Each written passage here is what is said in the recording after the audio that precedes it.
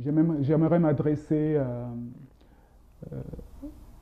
aux différentes victimes, à, à tous ceux qui ont subi des abus sexuels, des agressions,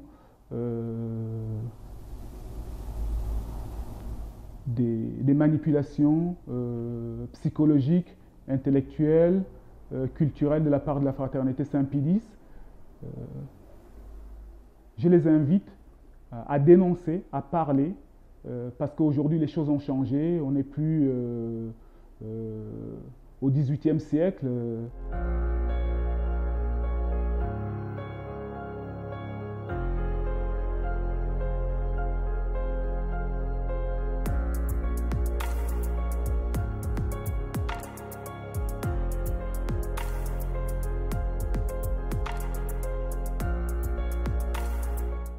La raison pour laquelle j'ai décidé de dénoncer ce que j'avais subi de la part de l'abbé Patrick Roche, donc je parle bien des agressions et des abus sexuels, est venue tout simplement parce que mon fils aîné est, est allé au Canada, pour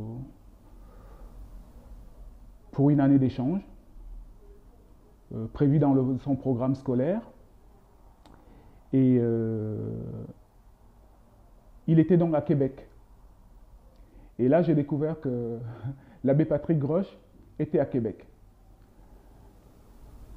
Et tout d'un coup, j'ai eu un déclic en me disant, mon fils est peut-être proche d'une personne qui m'a agressé sexuellement. Il va peut-être avoir à aller à la messe chez eux et peut-être le rencontrer. Je pense que là, il faut que je fasse quelque chose. Et j'ai fait ma déposition. La première question qu'il me pose, c'est de savoir quel âge j'avais, pour constater que les faits étaient prescrits. Et c'est la première chose qu'il me dit. Après, moi, j'ai fait confiance. Je me suis dit, ils vont s'occuper de ce cas-là, ils vont l'étudier, ils vont me tenir au courant.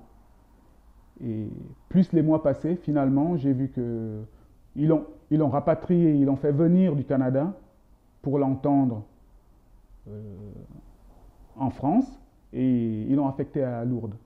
J'ai trouvé que ce n'était pas normal, c'était absurde de la part de la fraternité Saint-Pédis pour un criminel qui continue à donner des sacrements alors qu'il doit être mis à l'écart, il ne doit plus exercer ses fonctions de prêtre et sa place est en prison.